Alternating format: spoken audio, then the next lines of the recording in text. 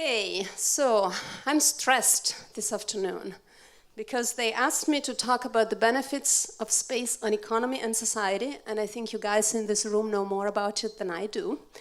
But then they told me that it has to be an inspirational speech, and that is hard. On the other hand, I thought, maybe I'm not so good at making inspirational speeches, but the topic of space is actually pretty easy. I think you guys, if you are in this room today, you are probably inspired by space. For sure I was. I was as a child growing up in a small little village in the Italian Alps in Trentino, for those of you who are familiar with, a place with, at least back then, lots of snow, loads of snow in winter.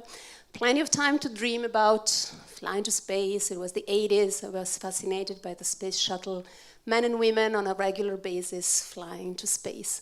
And I was also fascinated by other starships, people who wanted to boldly go where no one had gone before.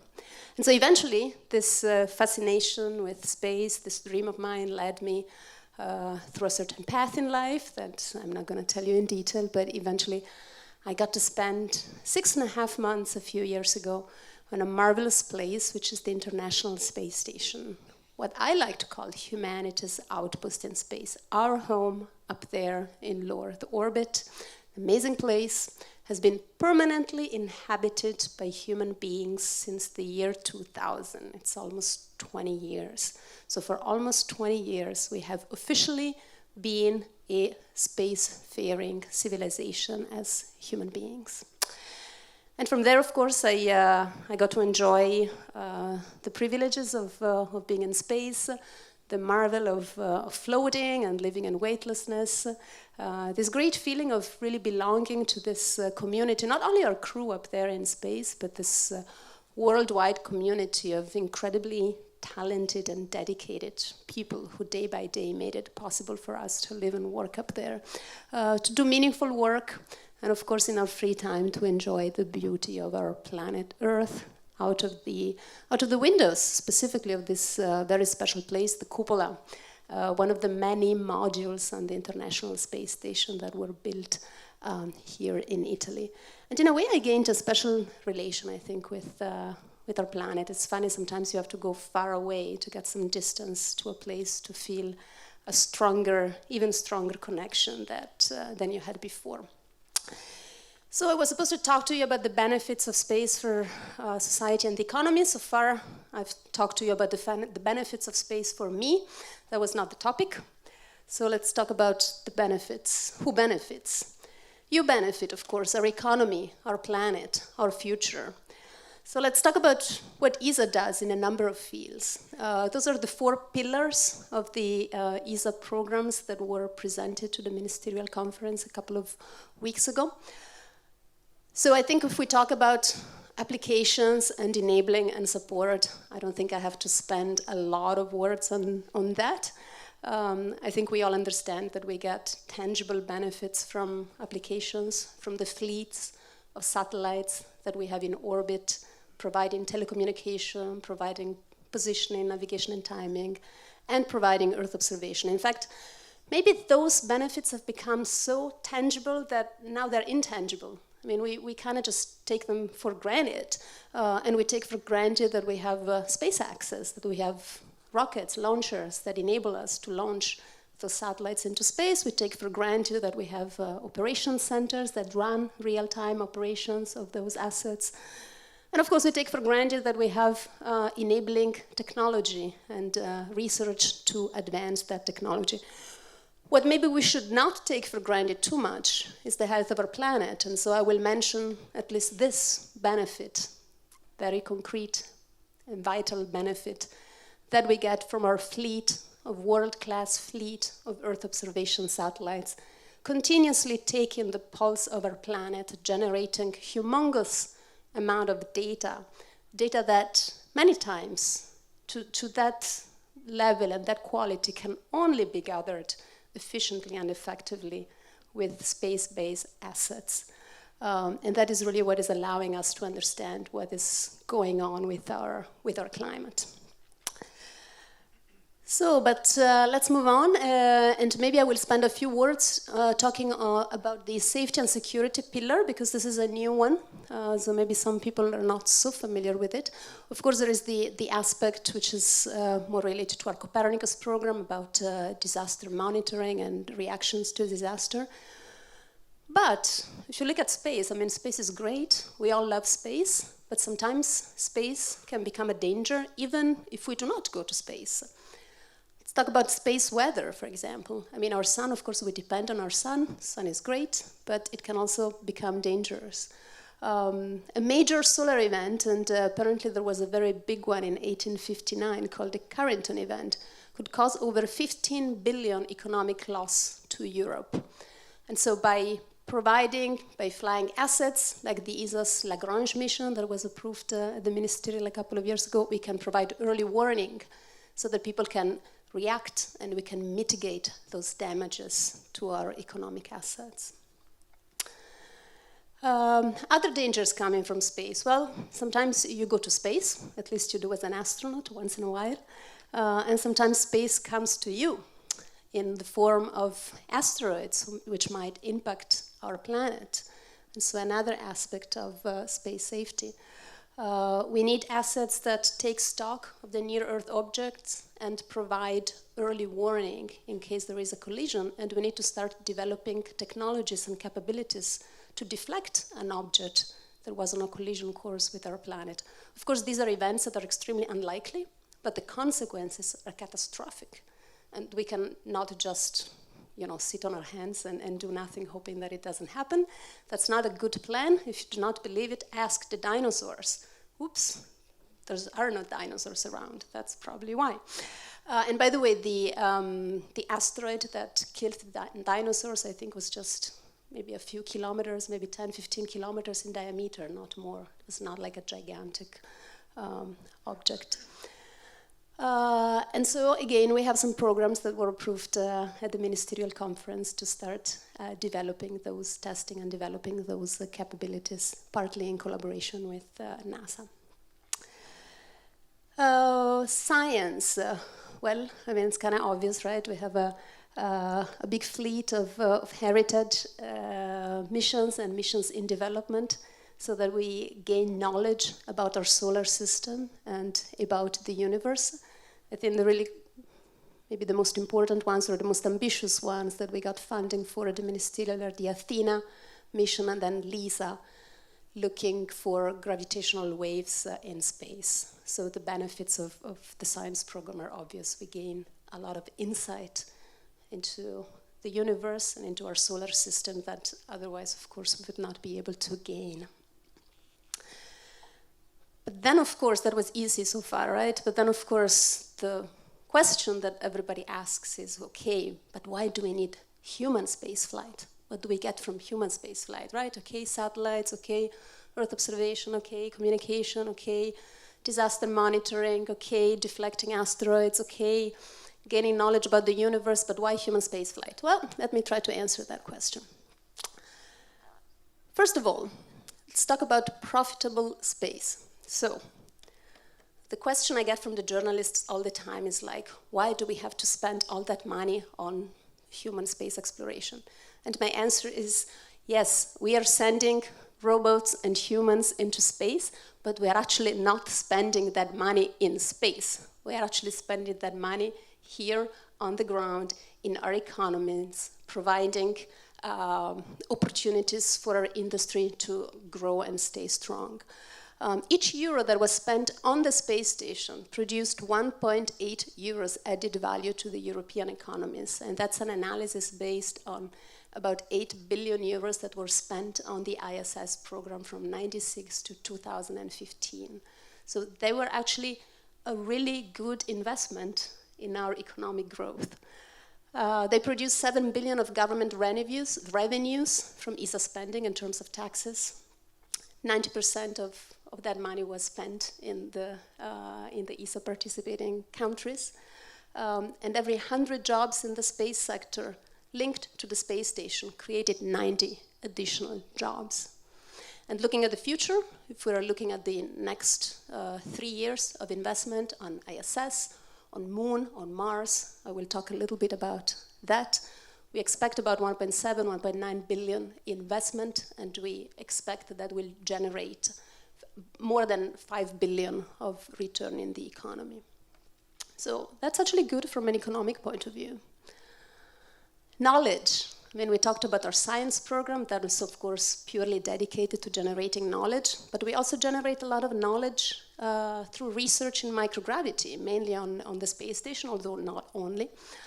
We're talking about almost 2,000 now European researchers involved for over 800 experiments.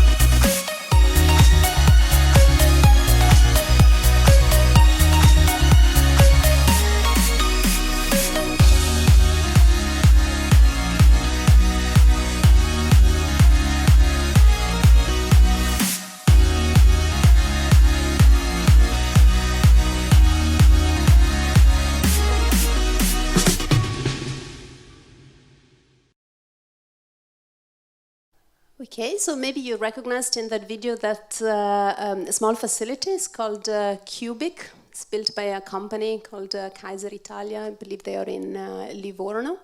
There's two reasons I particularly want to mention that one out of the sheer amount of activities that you've seen a hint of in the video.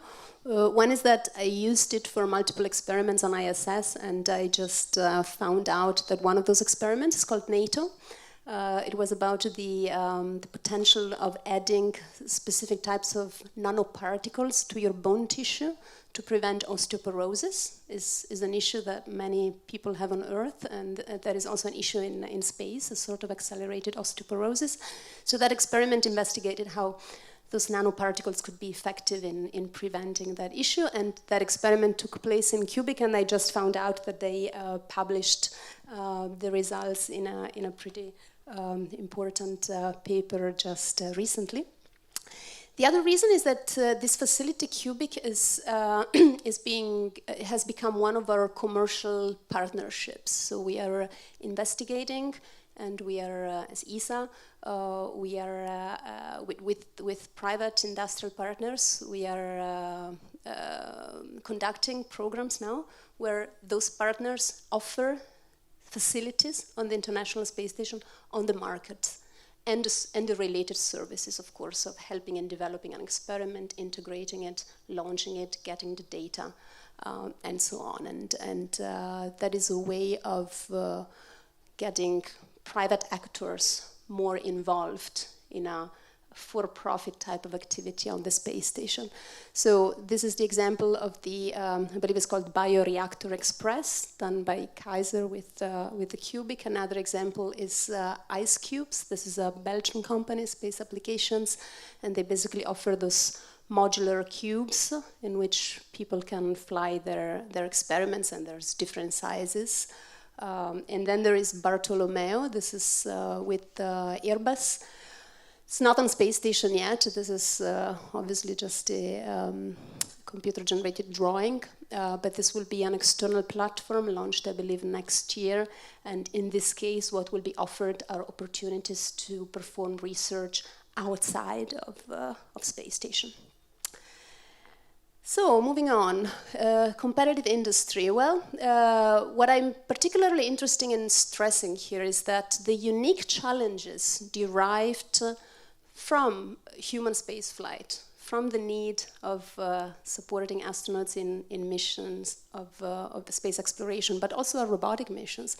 Those unique challenges drive technological development that is, of course, spinning off on a number of other fields. And just as one example, and I could make many, but of course my time today is limited, on the space station we recycle water, right? This is, on the left you can see this is our toilet, and this is our urine processing facility.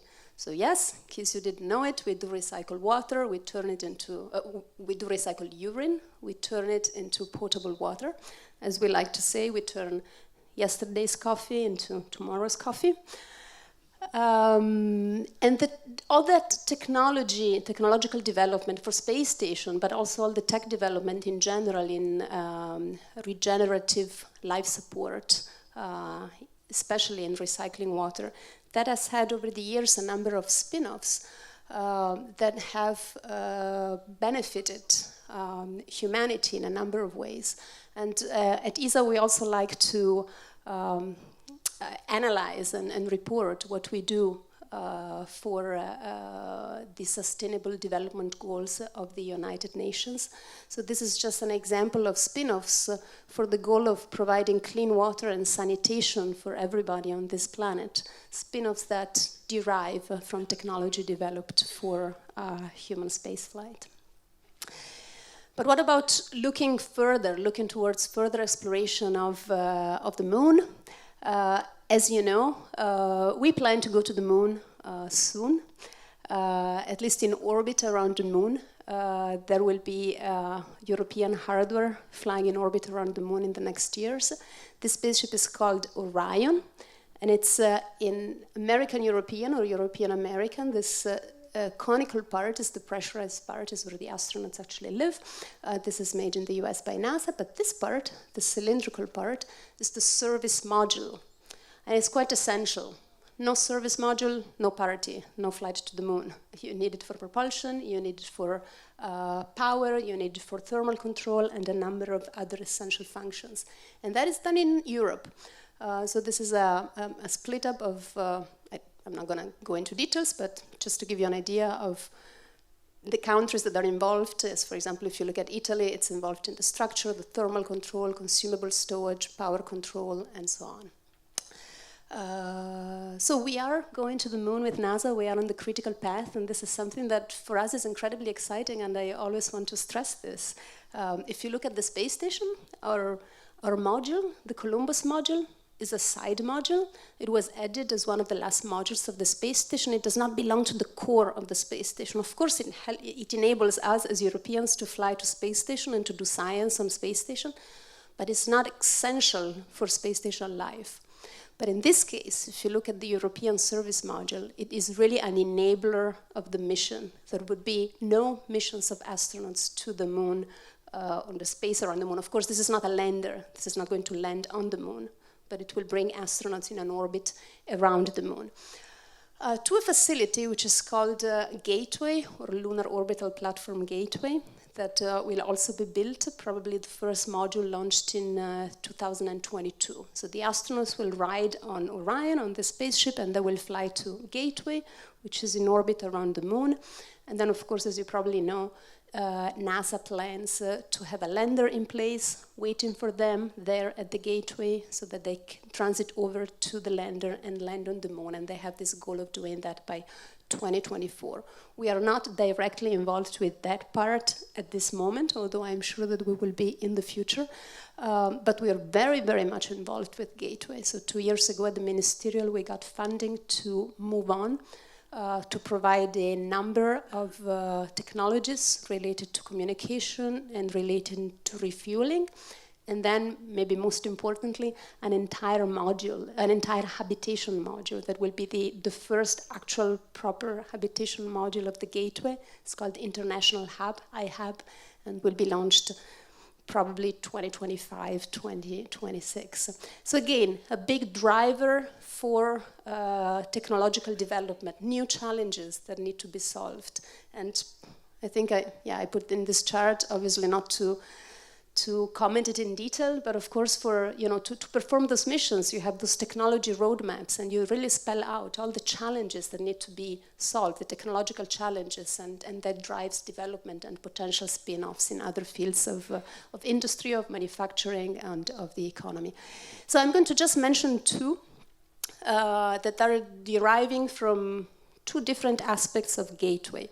One is that Gateway is a human spacecraft. It will host human beings. And so you have to solve the life support aspects. You have to keep crew alive. At the same time, though, it's different than the space station, because the space station, as I mentioned earlier, is permanently inhabited. There's always crew on board. If we didn't have crew on board, something went wrong. On Gateway, you will have astronauts coming and staying initially maybe for 30 days, maybe later for longer times, but then they will return to Earth. And Gateway will stay uninhabited, maybe for the rest of the year, if you envision yearly flights.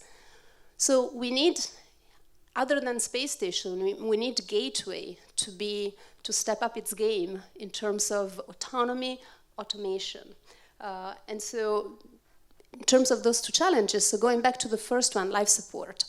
This is a picture from the International Space Station. This is the CDRA, the carbon dioxide removal assembly. We have two of those on board. This is a picture of, what I was going to show you. So these are two crewmates of mine. I was up there with them. So I was up there when this picture was taken. And they were repairing the CDRA. And when there is a CDRA repair on the schedule, what they say in Houston, it's a CDRA shark week, because it takes a long time and it's very complicating and demanding. And this other picture is the same crewmate of mine, just a few months after I left, with another astronaut who came up later. They were again repairing the CDRA. So that's obviously not good. That is not what we need for deep space exploration. We need life support systems which are much more compact, not so cumbersome to handle, which do not break as often, and which are much easier to maintain.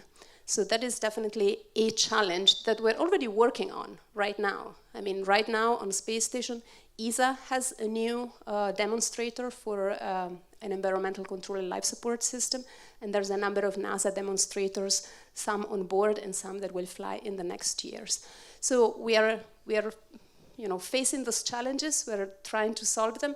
And most of all, we're trying to use the space station, while it's there. It's not going to be there forever, but it's like the perfect platform to actually test those technologies so that they are mature and well tested when we actually install them later in deep space exploration assets like Gateway.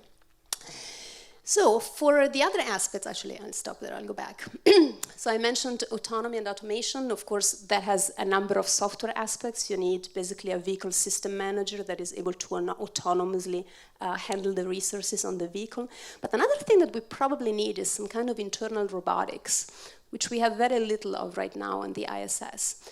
There's a lot of routine tasks that robots could take care of, so that we free up the time, the limited time of the astronauts in this case. As I said, maybe 30 days only initially, so that astronauts can focus on doing more complicated stuff, and especially related to science and maybe operations for going to the surface of the moon. And so just to break up the talk again, I have a little video that shows you all the work that is done on ISS to prepare a cargo vehicle for departure. And all of that work, I would imagine, and my vision is that all of that stuff, which is, it's relatively routine, is not particularly interesting, if we do it right, robots will be able to take care of that, like unloading a cargo vehicle before even a crew arrives on board, and then maybe preparing it for unloading when the crew has already left. There is no reason why the precious time of astronauts should be used for routine tasks like that.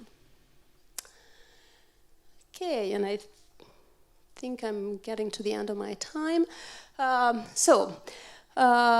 think I mentioned a few times, we are going to the moon. I'm not going to say going back to the moon, as we like to say, we're going forward to the moon. But, of course, Mars is not completely out of the picture. Yes, of course, we do not have right now a mission, like an actual concrete mission with a budget, with a launch date and a program for people traveling to Mars. We do not have that right now. But a lot of what we do, especially in terms of technology development, is in view of that. We are really paving the way technologically for those human missions to Mars to come. What we do have very concretely, very real at this time, of course, are robotic missions to Mars. There's a number of NASA missions, as you know. I'm just going to mention the ESA missions. We have an asset in orbit, the TGO, Trace Gas Orbiter. It was launched with the first part of this ExoMars mission that I'm sure you've heard about. Next year, we're going to send the second part of ExoMars, and that will be a lander with a rover with a drill. We are actually going to be able to drill under the surface. Why do we want to drill? Because we're looking for life. And life, if it does exist on Mars, of course not, not the little green man, but the very simple life forms, microscopic probably. But if they do exist on Mars, most likely they are under the surface. And so we will go and hunt for them. And then, quite exciting, 2 years ago at the Ministerial, we also got funding, or at least an initial chunk of funding, for a very exciting mission, which is called Mars Sample Return, a pretty complicated architecture involving a number of spacecraft flying to the red planet, and, most importantly, and that's quite new, coming back with a pristine sample. I mean, we get pieces of Mars all the time, like Martian meteorites. You can buy them on the internet.